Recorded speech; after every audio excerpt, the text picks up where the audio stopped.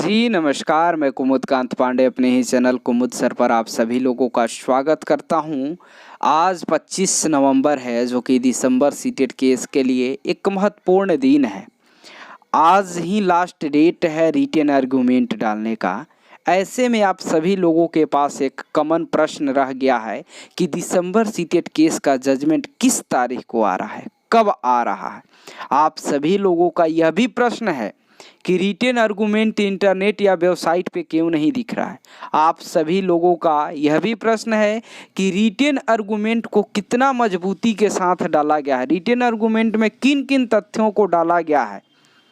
इन तमाम सवालों के साथ आप बने हैं। बहुत से लोग मुझसे संपर्क करके इन सवालों को पूछ रहे हैं, अतः यह वीडियो उन सभी सवालों के जवाब के लिए बनाया गया है। वीडियो के अंत हिस्से तक बने रहे। इस वीडियो में जो भी रिटेन आर्गूमेंट डाला गया है उस रिटेन आर्गूमेंट में क्या क्या लिखा गया है, उन तमाम बिंदुओं का मैं विश्लेषण करने जा रहा हूं और आप सभी लोगों का जो कॉमन प्रश्न है उस प्रश्नों के जवाब देने की भी कोशिश करूंगा। रिटेन आर्गूमेंट डालने के बाद आप सभी लोगों का एक बड़ा और कॉमन प्रश्न है कि दिसंबर सीटेट केस का जजमेंट किस तारीख को आ रहा है।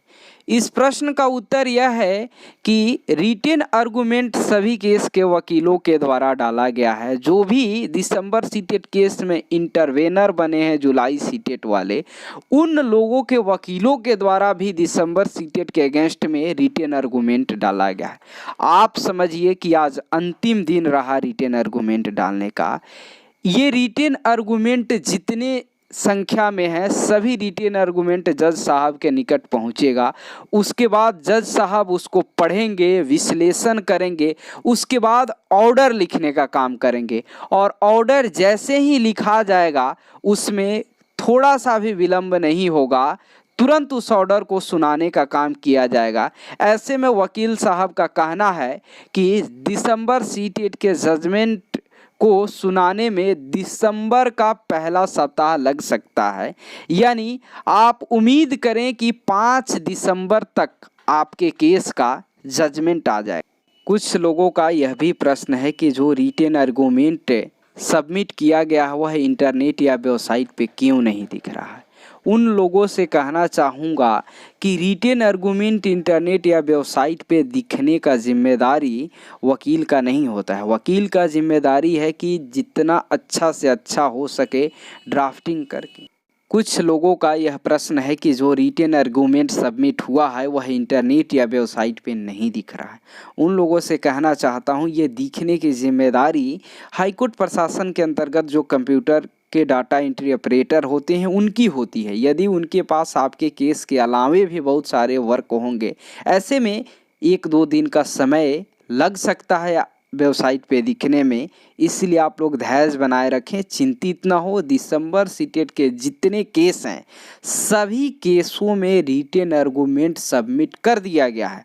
आपको जानकारी के लिए स्क्रीन पर दिख रहा है कि जो 6767 केस है Neeraj Kumar versus state of Bihar, इस केस में बहुत सारे इंटरवेनर हैं। जैसे पीके शाही के जूनियर एडवोकेट हैं मुकेश कुमार, उनके द्वारा 24 नवंबर को रिटेन आर्गूमेंट सबमिट किया गया है। जबकि 25 नवंबर के डेट में नीरज कुमार के नाम से रिटेन आर्गूमेंट डाला गया है जो कि रितिका रानी मैडम के तरफ से सबमिट हुआ है। वहीं 25 नवंबर के ही डेट में आपको दिख रहा है रेस्पोंडेंट राजेश कुमार, यानी ये भी जुलाई सीटेट के इंटरवेनर हैं जिसके एडवोकेट हैं विजय आनंद, इनके तरफ से रिटेन आर्गूमेंट डाला गया है। एक और बड़ा केस है 7721/2020 प्रभा कुमारी वर्सेस स्टेट ऑफ बिहार, जिस केस के वकील हैं आशीष गिरी सर और वाईवे गिरी सर, आपके स्क्रीन पर दिख रहा है। उस केस में भी 25 तारीख के डेट में रिटेन आर्गूमेंट सबमिट हो गया है। एक और केस है 6079/2020 Kumud Kant Pandey versus union of India.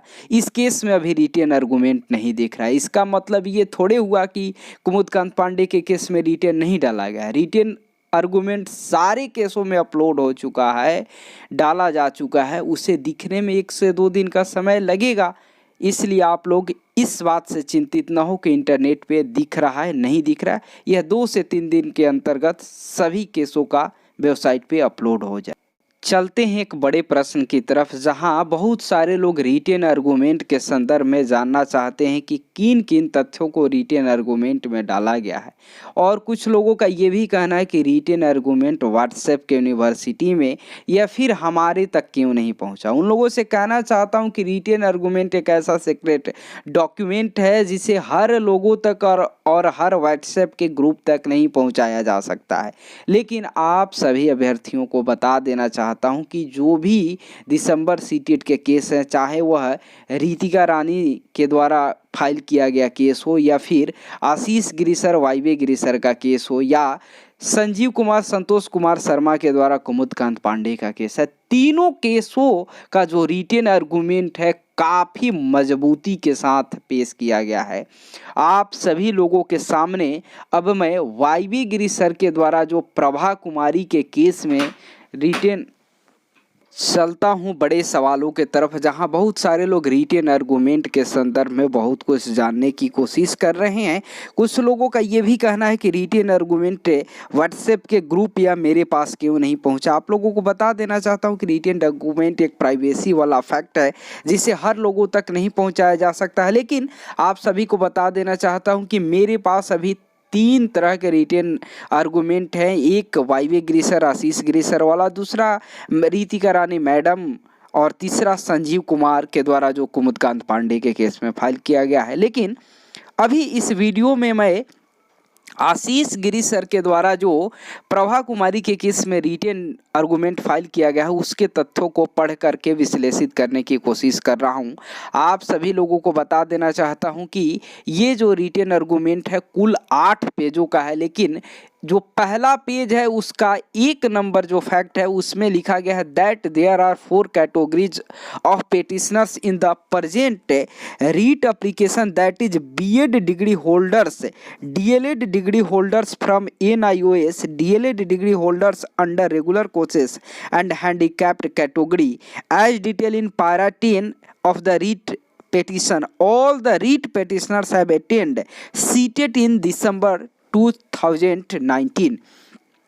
यानी गिरी सर के द्वारा स्पष्ट कर दिया गया है कि जो प्रभा कुमारी केस का जो डिमांड है कि इस नियोजन में सभी पेटिशनर्स को मौका दिया जाए, उसमें 4 तरह के लोगों को मौका देना है, जिसमें बीएड डिग्री होल्डर्स हैं, दूसरे NIOS से डिग्री होल्डर्स हैं, और तीसरे रेगुलर से डीएलएड करने वाले, और चौथे हैंडीकैप्ड हैं।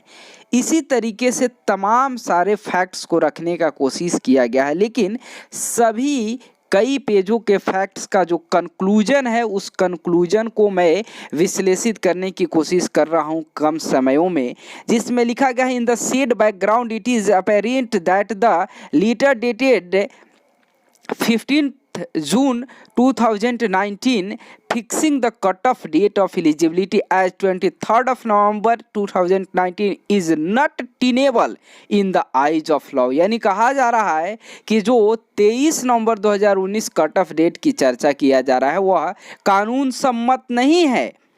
आगे यहाँ लिखा गया है कि the cut-off date 23rd of November is last date of submission of the form as extended by notification dated 8 June 2020 and accordingly extended the benefit of the same notification not only to the petitioners in CWJC number 19842 but also to other DLED candidates from NIOS DLED candidate from regular courses and also BEd degree holders and handicapped category।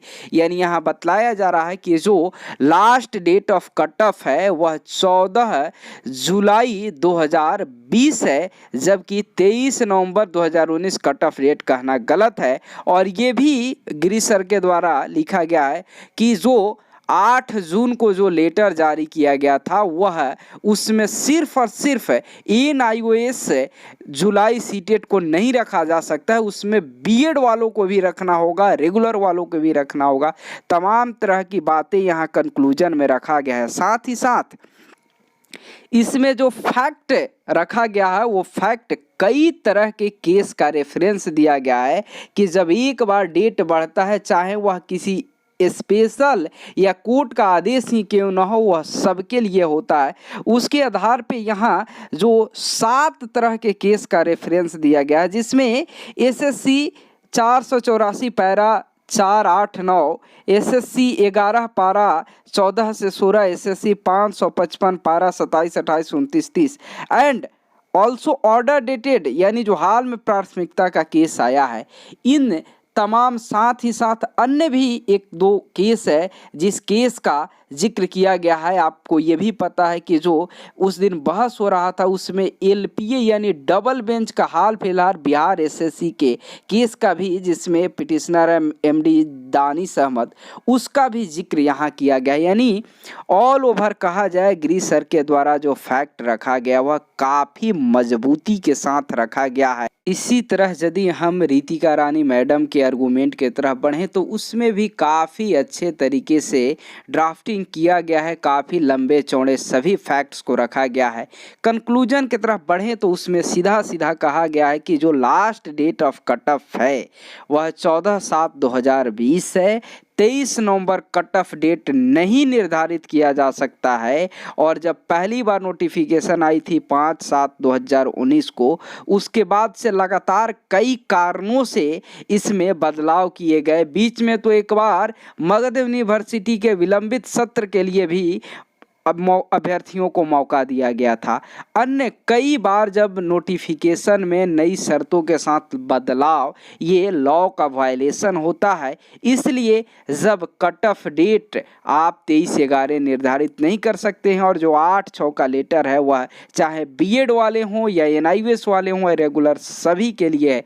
इसी तरीके से कुछ ऐसा भी retain argument Sanjeev Kumar के द्वारा कुमुदकांत पांडे के case में किया गया है, जो कि उनका भी यही कहना है कि कट ऑफ डेट का निर्धारण नहीं हो सकता है। ऑल ओवर यदि समराइज किया जाए तो ये कहा जाएगा कि रिटेन आर्गूमेंट काफ़ी मजबूती के साथ रखा गया। अभ्यर्थियों को किसी भी तरह का कोई चिंता नहीं होना चाहिए कि फलाना डॉक्यूमेंट और फलाना फैक्ट छूट गया। आप जितना अभ्यर्थी सोच सकते हैं उससे कई गुना आगे जा कर के वकीलों के द्वारा काफ़ी अच्छा मेहनत करके बढ़िया सा ड्राफ्टिंग करके रिटेन आर्गूमेंट फाइल किया गया। मुझे उम्मीद है कि जब इन सारे तीनों तरह के रिटेन आर्गूमेंट को जब जज साहब के द्वारा पढ़ा जाएगा तो निश्चित रूप से दिसंबर सीटेट के पक्ष में जजमेंट दिया जाएगा। बहुत बहुत धन्यवाद।